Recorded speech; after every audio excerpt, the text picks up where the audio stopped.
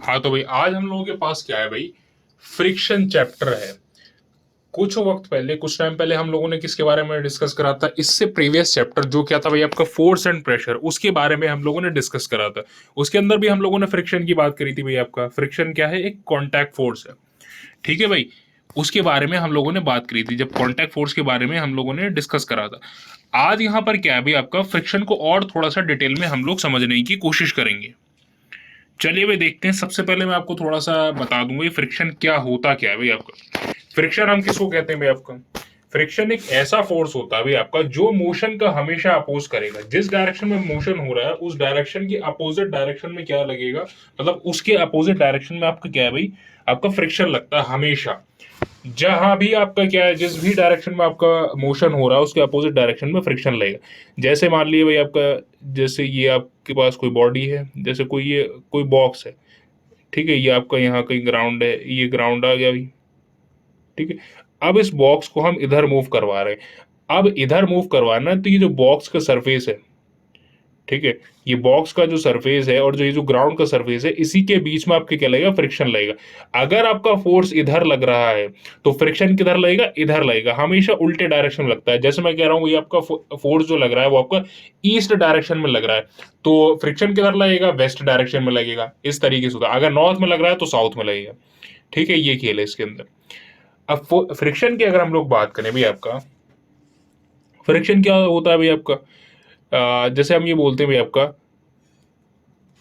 The force, या इसको हम ऐसे बोल सकते हैं, the force which opposes the motion. ठीक है, विच अपोजेस द मोशन। इस चीज को हम ऐसे भी समझ सकते हैं भाई आपका, जो मोशन को अपोज करता है भाई। ठीक है,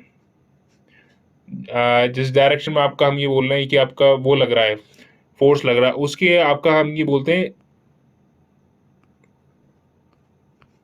अपोजेस द मोशन। ठीक है, इस कॉल्ड आप फ्रिक्शन। ठीक है भाई, ये मैंने ये अपोजेस ही लिखा है, ये क्या कहते हैं, एक सेकंड रुक जाइए। ठीक है, इट इज अ फोर्स, वो मैंने वाला मैंने मिटा दिया। ठीक है, विच अपोजेस मोशन, जो मोशन का अपोज करता है उसको हम क्या बोलते हैं, फ्रिक्शन फोर्स बोला जाता है। अगर नॉर्थ में आपका वो लग रहा है, फोर्स लग रहा है, तो उसके लेफ्ट डायरेक्शन में कितना लगेगा भाई आपका, मतलब उसके अपोजिट डायरेक्शन में आपका फ्रिक्शन लगेगा। साउथ में लग रहा है तो उसके आपका अपोजिट में नॉर्थ में लगेगा। इस तरीके से हम इसको समझ सकते हैं। ठीक है भाई, चलिए भाई। तो ठीक है, जैसे आपका फ्रिक्शन अगर मान लीजिए किधर लग रहा है भाई आपका, जैसे राइट डायरेक्शन में लग रहा है, तो मतलब जैसे जो मोशन है वो आपका राइट में हो रहा है तो फ्रिक्शन आपका लेफ्ट में लगेगा। ठीक है, अगर फ्रिक्शन अगर आपका लेफ्ट में लग रहा है, अगर मान लीजिए जैसे मोशन अगर लेफ्ट में हो रहा है तो फ्रिक्शन राइट में लगेगा। इस तरीके से हम समझ सकते हैं। अब कॉजेज ऑफ फ्रिक्शन के बारे में थोड़ा सा हम लोग बात करते हैं भाई। कॉजेज ऑफ फ्रिक्शन क्या है भाई आपका, कि फ्रिक्शन का क्या कॉज है, किस वजह से आपका फ्रिक्शन लग रहा है। ठीक है, तो कॉजेस के बारे में हम लोग थोड़ा सा बात करेंगे। कॉज ऑफ फ्रिक्शन में सबसे पहले बात किसकी आती है भाई आपका, इंटरलॉकिंग ऑफ द सरफेसेस की। इंटरलॉकिंग का मतलब ये होता है भाई आपका, जैसे इंटरलॉकिंग। अब इंटरलॉकिंग का मतलब ये है, कोई भी सरफेस जो है ना वो बिल्कुल स्मूथ नहीं होती है। ठीक, कितना भी आपका हम ये लें, जैसे आपको देखने में, जैसे ग्लास ही ले लिया है। अब ग्लास भी आप लोग देखें ना तो आपका क्या है भाई, आपको छूने में तो लगेगा, आपका टच करने में लगेगा कि बड़ा स्मूथ है, लेकिन स्मूथ नहीं होता है वो। कोई भी सरफेस जो है वो स्मूथ नहीं होती है। हाँ, ऐसा हो सकता है भाई आपका, कि हो सकता है भाई आपका कुछ सरफेस जो है वो ज्यादा रफ हो भाई आपका, कुछ सरफेस हो सकता है भाई आपका कि वो मतलब कम रफ हो। ठीक है, जैसे एक तरफ आपके पास क्या है, एक तरफ हमारे जैसे हमारे पास वो है भाई आपका रोड है, तो रोड का सरफेस जो है वो ज्यादा रफ है as compare to the surface of the paper, या as compare to the surface of the glass. ठीक है, लेकिन ग्लास का भी आपका सरफेस जो है वो भी रफ है। ठीक है, ये चीज है इसके अंदर। इसी तरीके से वुड का सरफेस है, ग्लास हो गया, और क्या है भाई, पेपर है, ब्लैक बोर्ड हो गया। ठीक है, ये सारी चीजें भी। फ्रिक्शन हमेशा कब लगेगा भाई आपका, जब हमारा क्या है भाई किसी भी सरफेस पे रफनेस होगी। जब तक सरफेस पे रफनेस नहीं होगी तब तक फ्रिक्शन नहीं लगता। और क्या है भाई आपका, अब अभी जैसे मैंने आप लोगों को बताया कि हर चीज पे रफनेस होती है तो हर जगह फ्रिक्शन लगता है। बस ये बात अलग है, क्या कहते हैं कि भाई आपका उस फ्रिक्शन की इंटेंसिटी आपकी कम ज्यादा हो सकती है भाई। ठीक है भाई। दूसरे केस में अगर हम लोग बात करें तो दूसरा केस है भाई आपका force of adhesion between the two surfaces. Adhesion का मतलब क्या है भाई आपका, जैसे मैं चलिए आप लोगों को बता देता हूँ। एक फोर्स होता है कोहेशन, एक होता है एडेशन। कोहेशन का मतलब ये होता है भी आपका force of attraction between the same types of particle. दो सेम पार्टिकल के बीच में जो आपका फोर्स ऑफ अट्रैक्शन लग रहा है उसे कोहेशन बोला जाएगा। और जो आपका डिफरेंट काइंड्स ऑफ पार्टिकल के बीच में जो आपका फोर्स ऑफ अट्रैक्शन लग रहा है उसे एडिशन बोला जाता है भाई। ठीक है, तो आपका क्या है भाई आपका the force of adhesion between the two surfaces भी, अगर आपका क्या है इससे भी आपका फ्रिक्शन कॉज होता है। ठीक है, अब दो चीजें आपस में अगर चिपकने की कोशिश करेंगी भाई आपका तो फ्रिक्शन जाहिर सी बात है आपका कॉज होगा। यानी क्या है आपको उनको छुड़ाने में आपका क्या है भाई दिक्कत आएगी। ठीक है, तो ये दो चीजें भाई आपका जिनकी वजह से क्या है भाई फ्रिक्शन कॉज होता है। पहला तो ये आपका, मैं लिख ही देता हूं, पहला तो ये इंटरलॉकिंग की वजह से, इंटरलॉकिंग की वजह से कॉज होगा। और दूसरा किसकी वजह से कॉज होगा, दूसरा होता है भाई आपका एडिशन बिटवीन द पार्टिकल्स, या पार्टिकल नहीं इसके अंदर सरफेस ले लिया, एडिशन बिटवीन सरफेसेस। ठीक है, ये चीज है इसके अंदर। ठीक है भाई, उसके बाद अगर मैं आप लोगों को बताऊं भाई आपका, अब सवाल किसका उठता है भाई, अब सवाल उठता है किस चीज का, कि फैक्टर्स अफेक्टिंग फ्रिक्शन का। अब वो कौन से फैक्टर हैं जो फ्रिक्शन को क्या कर रहे हैं भाई आपका अफेक्ट कर रहे हैं, किन की वजह से फ्रिक्शन अफेक्ट हो रहा है। तो उसमें अगर हम लोग बात करें, क्या कहते हैं भाई आपका, सबसे पहले अगर मैं आप लोगों को बताऊं तो उसमें क्या चीज आ जाती है भाई, यही मैं आपको चलिए बताता हूँ।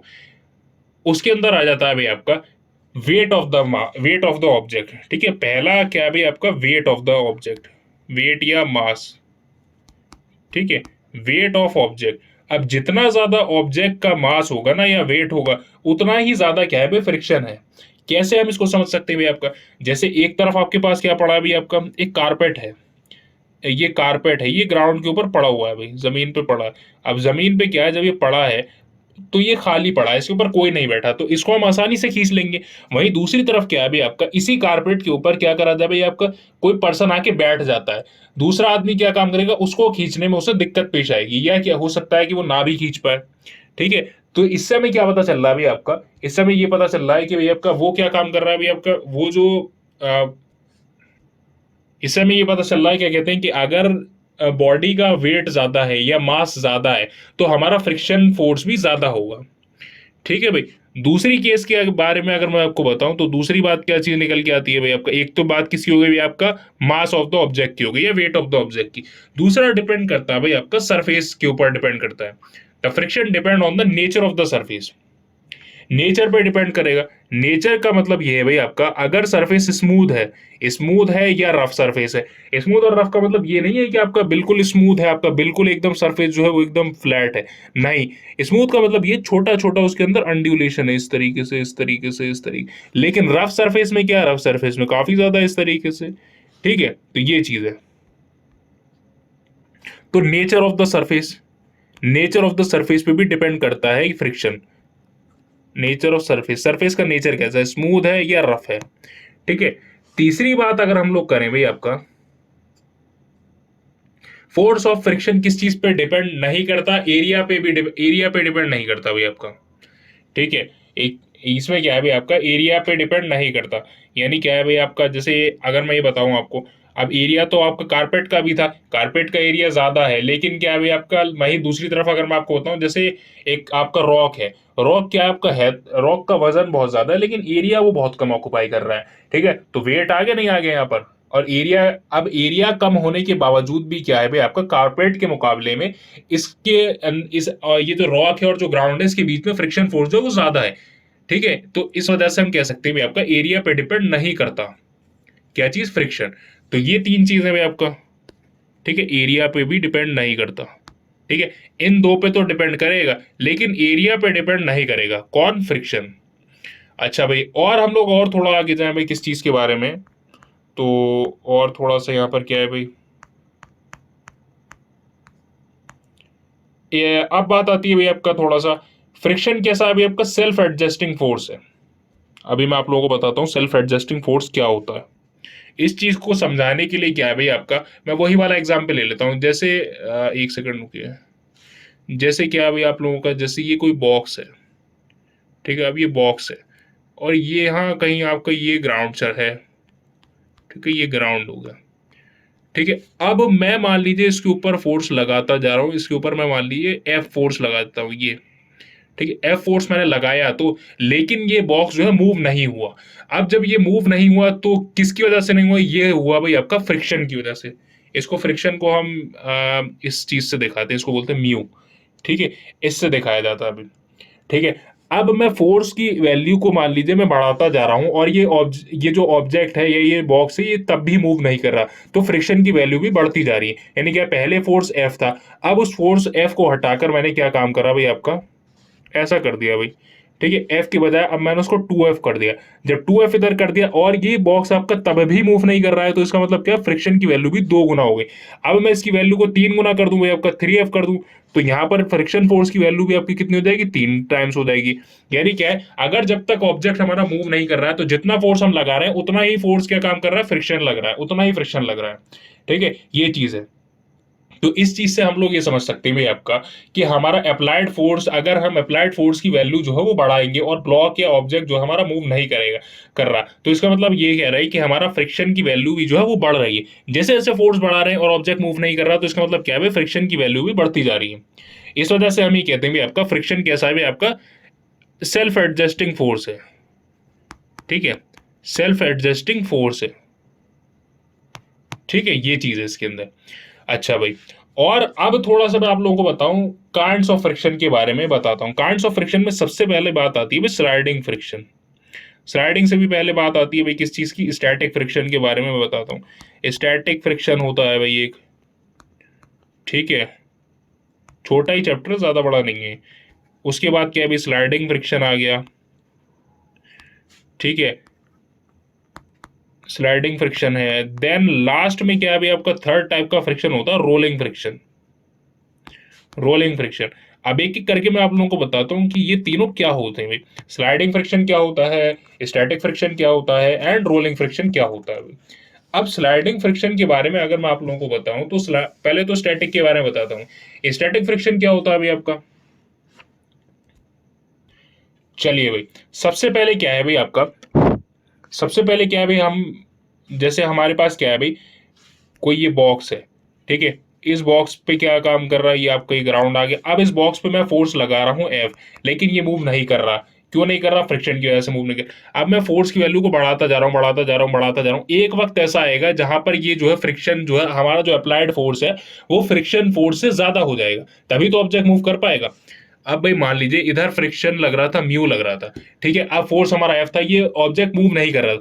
लेकिन अब क्या होगा भाई आपका, अगर मैं फोर्स की वैल्यू बढ़ाता जाऊंगा, बढ़ाता जाऊंगा, बढ़ाता जाऊंगा, एक वक्त ऐसा आएगा कि ये फ्रिक्शन, ये जो हमारा अप्लाइड फोर्स है ना, ये अप्लाइड फोर्स फ्रिक्शन फोर्स से ज्यादा हो जाएगा। जब ये फ्रिक्शन फोर्स से ज्यादा हो जाएगा तब हमारा ऑब्जेक्ट क्या काम करेगा भाई आपका, मूव कर जाएगा, ठीक है। इस चीज को हम ऐसे समझ सकते हैं। तो जब हमारा ऑब्जेक्ट बिल्कुल मूव करने ही वाला होगा, एट दैट टाइम जो हमारा फ्रिक्शन होगा वो कौन सा फ्रिक्शन होगा, स्टैटिक फ्रिक्शन होगा, ठीक है भाई आपका।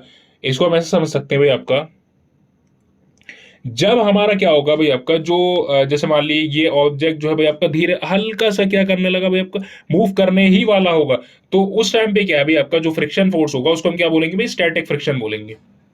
इसको हम लोग ऐसे भी समझ सकते हैं भाई आपका, the maximum force of friction, ठीक है, जहां पर क्या भी आपका फ्रिक्शन मैक्सिमम है, कब, जब हमारा ऑब्जेक्ट जो है वो क्या काम करने लगा, बिल्कुल मतलब जब मूव ही करने वाला हो, is just starting to move, ठीक है, मूव कर रहा हो बिल्कुल, मतलब स्टार्ट करना शुरू ही हुआ, तो उस टाइम पे क्या होगा, मैक्सिमम फ्रिक्शन होगा भाई आपका, ठीक है, मैक्सिमम फ्रिक्शन उस टाइम पे होगा। तो उसको हम क्या बोलते हैं भाई आपका, उसको बोला जाएगा भाई आपका, कौन सा फ्रिक्शन बोला जाएगा, लिमिटिंग फ्रिक्शन बोला जाएगा या मैक्सिमम फ्रिक्शन। अब दूसरे केस में हमारा कौन सा फ्रिक्शन आता है भाई, आता है स्लाइडिंग फ्रिक्शन, ठीक है भाई, स्लाइडिंग फ्रिक्शन आता है। अब स्लाइडिंग फ्रिक्शन को समझने के लिए हम क्या भी आपका इसको काइनेटिक फ्रिक्शन भी बोला जाता है। जैसे आपका क्या है भाई, अभी मैंने बोला ना, अभी जैसे आपका रोलिंग फ्रिक्शन क्या है भाई आपका, मतलब आपका स्टैटिक फ्रिक्शन क्या है भाई आपका, लिमिटिंग फ्रिक्शन या maximum value of the friction बोला जाता है। वही स्लाइडिंग फ्रिक्शन को काइनेटिक फ्रिक्शन भी बोला जाता है। ठीक है, तो ये क्या होता है भाई आपका, the force of attraction between the two surfaces in contact when one of them just slide over one another। जैसे क्या है भाई आपका, जैसे ये ग्राउंड है भाई आपका, ठीक है, ये ग्राउंड के ऊपर कोई बॉक्स रखा है। अब ये बॉडी क्या काम कर रही है, स्लाइड कर रही है किसके ऊपर, इस ग्राउंड के ऊपर। ठीक है, इस ग्राउंड के ऊपर स्लाइड कर रही है। तो उस टाइम पे जो फ्रिक्शन होगा वो आपका कौन सा होगा भाई, आपका स्लाइडिंग फ्रिक्शन होगा। एक बार मैं आप लोगों को और बताता हूँ आपका, the force of friction between the two surfaces, ठीक है, दो सरफेस के बीच में जो फोर्स ऑफ फ्रिक्शन होगा, when one of them just slide over other, जिसमें एक बॉडी क्या है दूसरी के ऊपर स्लाइड करेगी। जैसे ग्राउंड है भाई आपका, ग्राउंड तो स्लाइड नहीं करेगा ना, ग्राउंड तो अपनी जगह पर रहेगा, लेकिन ये जो बॉक्स है ये स्लाइड करेगा भाई आपके किसके ऊपर, ग्राउंड के ऊपर। ठीक है, तो एट दैट टाइम जो फ्रिक्शन होगा उसको हम क्या बोलेंगे भाई आपका, स्लाइडिंग फ्रिक्शन या काइनेटिक फ्रिक्शन बोला जाएगा। ठीक है भाई। अच्छा भाई, एक चीज और है, यहां पर जो हमें आपकी फोर्स की वैल्यू चाहिए होगी ना, फ्रिक्शन फोर्स को ओवरकम करने के लिए, वो स्टैटिक फ्रिक्शन के मुकाबले में कम चाहिए होगी।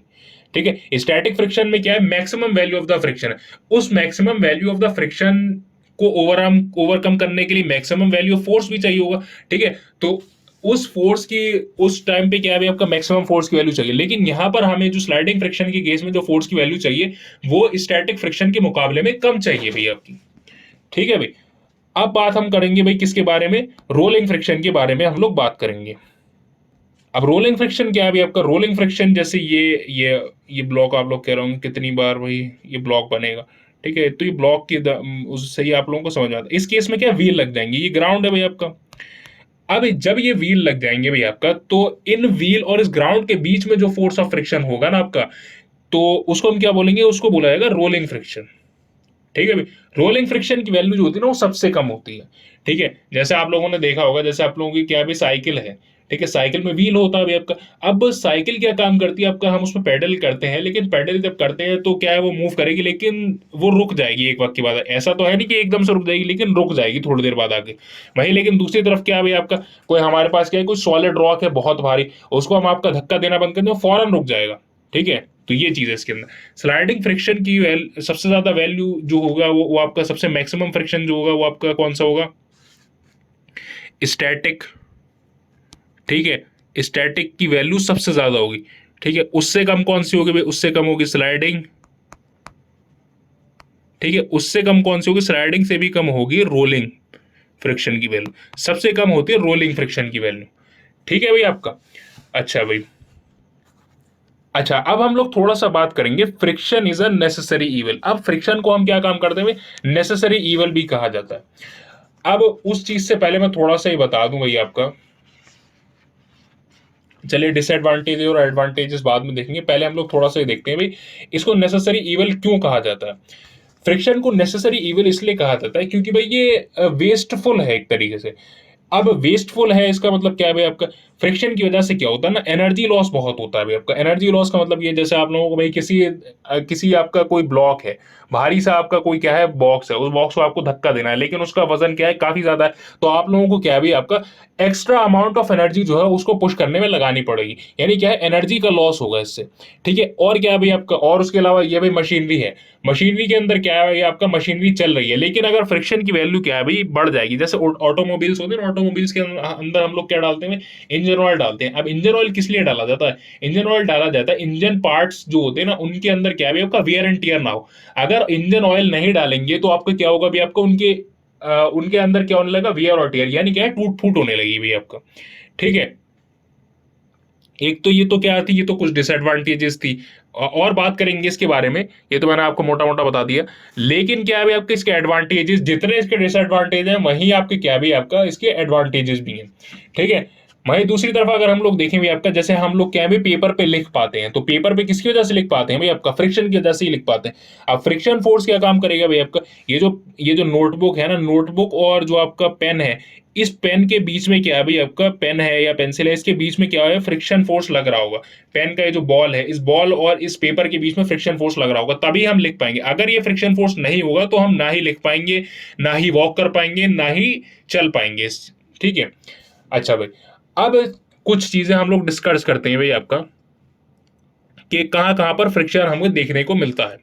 ठीक है, तो उसमें सबसे पहले बात किस चीज की आती है भाई आपका, आप लोगों ने देखा होगा भाई आपका, वॉल है, वॉल पे कई बार ऐसा होता है भाई आपका, क्लॉक है, घड़ी टंग रही होती है। अब उस घड़ी किस चीज पर टंग रही होती है, वो आपकी नेल लगी होती है भाई, उस नेल के ऊपर ही तो टंग रही होती है। अब वो नील जो है वो आपका वॉल के अंदर कैसे आपकी मतलब हम ये बोल सकते हैं कि कैसे रुकी हुई है उस वॉल के साथ, तो वो वॉल और उस नेल की सरफेस के बीच में क्या है भाई आपका, ये फ्रिक्शन फोर्स लग रहा है। जैसे भाई ये आप लोगों की वॉल है, ठीक है, ये वॉल आ गई भाई, और यहाँ कहीं ये नेल है, ठीक है, ये नेल आ गई भाई। अब इस नेल का ये जितना पोर्शन अंदर है ना, और ये वॉल का जो सरफेस है, इसके बीच में फ्रिक्शन लग रहा है, वो फ्रिक्शन क्या काम करेगा, इस नेल को क्या करेगा, पकड़ के रखेगा, इसको बाहर नहीं जाने देगा। ठीक है, तो यहां हमको देखने को मिलता है, और इसी तरीके से स्क्रूज के साथ भी है। दूसरा क्या है भाई आपका, हम लोग जो चल पाते हैं ना रोड के ऊपर या ग्राउंड के ऊपर, वो किसकी वजह से चल पाते हैं, फ्रिक्शन की वजह से ही चल पाते हैं। जैसे हमारा क्या है भाई आपका, जैसे ये कोई आपका पर्सन है और यहाँ कहीं ग्राउंड है। अब ग्राउंड के ऊपर ये किसकी वजह से चल पा रहा है, अब अगर फ्रिक्शन नहीं होगा ना तो एक आपका ये खड़ा भी नहीं हो पाएगा। ठीक है, he can not stand without friction. ठीक है, इस चीज को हम ऐसे समझ सकते हैं। अच्छा, उसके अलावा अगर हम लोग बात करें भाई आपका ब्रेकिंग ऑफ द व्हीकल, ठीक है, अब मान लीजिए क्या है भाई आपका, कि अगर फ्रिक्शन नहीं होगा, तो फ्रिक्शन नहीं होगा तो हमारी क्या है भाई, जैसे ये कोई ऑटोमोबाइल है, ठीक है, ये कोई गाड़ी है, ठीक है, अब ये गाड़ी क्या काम करेगी, रोड के ऊपर जो है ना आपका रुक ही नहीं पाएगी। ठीक है, अब इन टायर्स और इस ग्राउंड के बीच में क्या है, एक फ्रिक्शन लग रहा है। ठीक है, वही फ्रिक्शन क्या काम कर रहा है, इस गाड़ी को रुकने में मदद कर रहा है। लेकिन अगर फ्रिक्शन वहां नहीं होगा तो ये नहीं रुक पाएगी। ठीक है भाई आपका। अच्छा, अभी पेपर पे आपको लिखने वाला मैंने बता ही दिया भाई आपका। अच्छा, दूसरा क्या है आपका एप्लीकेशन, अब जैसे साइकिल या जो ब्रेक के एप्लीकेशन के बारे में बता दिया मैंने आपका। तो इसी वजह से क्या है भाई आपका, फ्रिक्शन जहां पर जरूरी है वहां पर क्या है, नुकसानदेह भी है। नुकसानदेह क्या है आपका, वियर और टीयर कॉज करता है, और जरूरी क्यों है, क्योंकि हमें आपका क्या है भाई, काफी चीजों में हेल्प करता है। इसी वजह से क्या है, इसको नेसेसरी इविल कहा जाता है। अब डिसएडवांटेज ऑफ फ्रिक्शन के बारे में अगर मैं आप लोगों को बताऊं, जैसे अभी मैंने आप लोगों को बताया भाई, वियर एंड टीयर कॉज करता है। जब वियर एंड टीयर पहले तो क्या होगा भाई आपका, हीटिंग होगी भाई आपका, जो भी जैसे अप्लायंस है भाई आपका, जैसे आपका ऑटोमोबाइल है, ऑटोमोबाइल है, जब कोई भी चलता है ना तो उसके अंदर ऑयल डाला जाता है, इंजन ऑयल। वो इंजन ऑयल क्या काम करेगा भाई आपका, हीट को कम करेगा। जब हीट को कम मतलब आपका फ्रिक्शन को कम करेगा। जब फ्रिक्शन को कम करेगा तो एनर्जी लॉस भी कम होगा। जब एनर्जी लॉस कम होगा तो आपका हीट भी कम निकलेगी भाई आपका। ठीक है भाई आपका। अच्छा भाई, और जब हम ये बोलते हैं भाई आपका, तो फिर आपका वियर और टीयर भी, आपका मूविंग पार्ट जो होते हैं ना किसी भी मशीनरी के, उनके अंदर जो वियर और टीयर है वो भी कम होगा। अच्छा, उसके अलावा अब हम लोग बात करें भाई आपका किसके बारे में, ये थे डिसएडवांटेज। अब हम लोग बात करते हैं थोड़ा सा वेज टू इंक्रीज फ्रिक्शन। अब फ्रिक्शन को कैसे बढ़ाया जा सकता है, तो सबसे पहले क्या आता है भाई आपका, ग्रिप होती है। जैसे हमारी क्या है भाई आपका, टायर्स है, ठीक है, जैसे ये टायर है, ये टायर में क्या देख रहे हैं आप लोग, ये ग्रिप बनी हुई है। अब इस ग्रिप क्या है भी आपका, इस ग्रिप को हम और ज्यादा बढ़ा दें, ठीक है, या हमारे ये जो आपका ये जो फुटवेयर होता है ना, फुटवेयर जैसे आपका शूज हैं और से आपका क्या बोलते हैं स्लीपर्स हैं, ये क्या होते हैं भाई आपका, इसको हम ऐसे बोल सकते हैं, इनकी अगर ग्रिप को हम किसी तरीके से इनहांस कर दें तो वैल्यू ऑफ द फ्रिक्शन भी बढ़ जाएगी। जब फ्रिक्शन बढ़ जाएगी तो क्या है भाई, स्किडिंग वगैरह से हम बच जाएंगे, फिसलने से हम लोग बच जाएंगे। दूसरा क्या है भाई आपका, जो ब्रेक पैड्स होते हैं ना, तो उसको हम क्या काम कर सकते हैं भाई आपका, रफ बना दें किसी तरीके से। जब उनको हम रफ बना देंगे भाई आपका, जैसे किसी भी जैसे कि भाई व्हीकल्स होते हैं, व्हीकल्स में क्या होता है, ब्रेक्स होते हैं। ब्रेक में क्या है, अगर डिस्क ब्रेक है भाई आपका, तो डिस्क ब्रेक में तो आपका जो जैसे मतलब डिस्क ब्रेक हटा दिया, जैसे ब्रेक है, ब्रेक में क्या होता है, ब्रेक शू होता है। अब ब्रेक शू अगर हमारे रफ होंगे ना तो उतने अच्छे से ब्रेकिंग हो पाएगी। जितने ब्रेक शूज होंगे वो स्मूथ हो जाएंगे, तो ब्रेकिंग क्या होगी भाई आपका, देर में होगी, यानी ब्रेकिंग एफिशिएंसी घट जाएगी। अच्छा भाई, और क्या है भाई आपका, और अगर मैं तीसरी चीज आप लोगों को बताऊं भाई आपका, तो आप लोगों ने देखा होगा जैसे कबड्डी रेसलर्स होते हैं, वो क्या काम करते हैं भाई, अपने हाथों को क्या काम करते हैं, रब करते हैं भाई, किसमें आपका, सॉइल में। किस चीज के लिए, बेटर ग्रिपिंग के लिए। ठीक है, तो ये भी क्या है भाई आपका, सॉइल का इस्तेमाल करना भी क्या है भाई आपका, एक तरीका है किसको भाई, फ्रिक्शन को बढ़ाने का। लेकिन क्या है भाई, वहीं बढ़ा भी रहे तो हम क्या है भाई, फ्रिक्शन को हम कम भी करना चाहते हैं कई बार। अब फ्रिक्शन को कम करने के लिए सबसे पहला तरीका हम क्या अपना सकते हैं भाई आपका, भाई पॉलिशिंग द सरफेस। अब सरफेस को अगर हम पॉलिश करेंगे तो पॉलिश करने से क्या होगा भाई आपका, स्मूथ हो जाएगी वो। ठीक है, स्मूथ जब हो जाएगी तो value of the friction automatically घट जाएगी। ठीक है, पॉलिशिंग द सरफेस। ठीक है, सरफेस को पॉलिश करने में आपका दूसरा तरीका ये होता है भाई आपका ऑयल वगैरह का, लुब्रिकेंट्स का इस्तेमाल करें। ऑयल है या लुब्रिकेंट्स हो गए, इनका इस्तेमाल करें भाई आपका। ठीक है, जब ऑयल और लुब्रिकेंट का इस्तेमाल करेंगे ना तो वो क्या काम होगा भाई आपका, उससे फ्रिक्शन की वैल्यू घट जाएगी भाई आपका। अब पाउडर्स वगैरह आप लोगों ने देखा होगा, हम लोग जब भी कैरम खेलते हैं ना तो कैरम पे क्या भी पहले पाउडर डाला जाता है अभी आपका। तो उस पाउडर से क्या होता है, स्लिपरी हो जाता है अभी आपका जो सरफेस है। जब स्लिपरी हो जाएगा तो ऑटोमेटिकली क्या भी आपका फ्रिक्शन की वैल्यू जो है वो कम हो जाएगी। अच्छा, उसके अलावा हम लोग क्या काम कर सकते हैं आप लोग, अब जैसे मशीन्स होते हैं ना, मशीन्स के अंदर होते हैं बॉल बेयरिंग्स होते हैं। ठीक है, उन बॉल बेयरिंग्स का इस्तेमाल करके भी हम क्या काम कर सकते हैं, आपका वैल्यू फ्रिक्शन की वैल्यू को कम कर सकते हैं। बॉल बेयरिंग इस तरीके से होता है भाई आपका। ठीक है, यहाँ पर जो होती है बॉल्स होती हैं छोटी छोटी, जो ये आपका, अब इन बॉल के ऊपर क्या काम करते हैं भाई आपका, ये रोटेट इन बॉल, इस बॉल बियरिंग का इस्तेमाल करके भी क्या है भाई, हम अपने फ्रिक्शन की वैल्यू को हम कम कर सकते हैं। दूसरा क्या है भाई आपका, दूसरा ये थोड़ा सा खैर हट के है भाई, आप ये आप लोगों ने उसमें देखा होगा, जैसे एयरप्लेन्स हैं या आपका शिप्स हैं, उनका जो शेप होता है ना आगे से पॉइंटेड होता है भाई आपका। जैसे बुलेट ट्रेन वगैरह का इस तरीके से कुछ शेप होता है, तो वो आगे से पॉइंटेड इस तरीके से बनाते हैं, स्ट्रीमलाइन शेप बोला जाता है इसको। स्ट्रीमलाइन बॉडी शेप से क्या होगा भाई आपका, वैल्यू ऑफ द फ्रिक्शन घट जाएगी। ठीक है भाई आपका। अब ये सॉलिड सरफेस में तो नहीं लगेगा, लेकिन जैसे ही एयर है, एयर के अंदर हो सकता है आपका। इसी तरीके से वाटर है, शिप्स के उन शिप्स के और वाटर के बीच में भी आपका क्या है भाई आपका फ्रिक्शन लग सकता है। ठीक है भाई। अच्छा, तो ये बात हो गई भाई किसके बारे में, कुछ तरीके जिनसे हम क्या काम कर सकते हैं, फ्रिक्शन की वैल्यू को हम कम कर सकते हैं। अब थोड़ा सा एक चीज और है भाई आप लोगों का, उसके अंदर क्या है भाई आपका, फ्लूइड फ्रिक्शन भी बच रहा है भाई। फ्लूइड फ्रिक्शन क्या है भाई आपका, इसके बारे में थोड़ा सा हम लोग और डिस्कस कर लेते हैं। फ्लूइड का मतलब होता है भाई कोई भी लिक्विड है, लिक्विड में आपका क्या मतलब, आपका फ्लूइड के अंदर गैसेस भी आ जाती हैं और और आपका लिक्विड भी आ जाता है। ठीक है, अब इसके अंदर जो आपका फ्रिक्शन फोर्स लगता है ना, उसको हम फ्रिक्शन नहीं बुलाते हैं, उसको हम ड्रैग बोलते हैं। ठीक है, ड्रैग बोला जाता है। ड्रैग क्या होता है भाई आपका, ड्रैग हम बोलते हैं भाई आपका frictional force exerted by the fluid, इस यहाँ जैसे लिखा है ना आपका, friction exerted by the fluid is known as drag. ठीक है, उसको हम ड्रैग बोलते हैं। अब ये किस चीज पे डिपेंड करता है, अब ड्रैग की वैल्यू डिपेंड करेगी भाई किस चीज पे, स्पीड ऑफ द, जैसे स्पीड ऑफ द, जैसे हम लोग पानी की बात कर रहे हैं, जैसे वाटर की बात करें तो शिप ले लेते, speed of the ship with respect to water क्या है,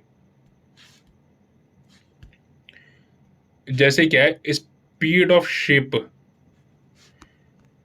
with respect to water, with respect to water क्या है। ठीक है, उस पर डिपेंड करेगा। ठीक है, यानी क्या है, जितना ज्यादा हमारा जो बॉडी, जैसे हमारा शिप है, उसकी जितनी ज्यादा स्पीड होगी ना, वैल्यू ऑफ द ड्रैग या value of the friction force उतना ही ज्यादा होगा। दूसरी चीज डिपेंड करेगा भाई आपका शेप ऑफ द ऑब्जेक्ट के ऊपर। अब शेप के बारे में मैंने आप लोगों को बताया, जैसे आपका क्या है, अगर बॉडी का शेप जो है कैसा है भाई आपका, स्ट्रीमलाइंड शेप नहीं है, उसके अलावा जैसे क्या बोला जाए, आगे से क्या है भाई आपका, इस तरीके से कोई शेप है। ठीक है, इस तरीके का शेप जब होगा ना तो आपका क्या भी आपका यहाँ पर वैल्यू ऑफ द फ्रिक्शन ज्यादा होगा। वहीं अगर दूसरी तरफ हम लोग क्या करें, आपका बॉडी का शेप जो है क्या करते हैं, स्ट्रीमलाइन करते हैं, आगे से थोड़ा सा इस तरीके से करते हैं पॉइंटेड, तो क्या वैल्यू ऑफ द फ्रिक्शन जो है वो कम हो जाएगा। ठीक है, और उसके अलावा डिपेंड करेगा किस पे, नेचर ऑफ द फ्लूइड पे। नेचर ऑफ द फ्लूइड का मतलब क्या है आपका, जैसे वाटर है, वाटर के अंदर फ्रिक्शन की वैल्यू कुछ और है। वहीं दूसरी तरफ आप लोगों ने देखा होगा हनी, हनी क्या है भाई आपका, वाटर के मुकाबले में कैसा होता है भाई, गाढ़ा होता है। ठीक है, तो जो अब गाढ़ा होगा तो आपका फ्रिक्शन की वैल्यू भी यहां पर ज्यादा होगी। ठीक है भाई, ये खेल है इसके अंदर। तो मुझे उम्मीद है, क्या कहते हैं भाई, आप लोगों को जो है मैं जो बात बताना चाह रहा हूं वो आप लोगों को समझ में आई होगी। So thank you all.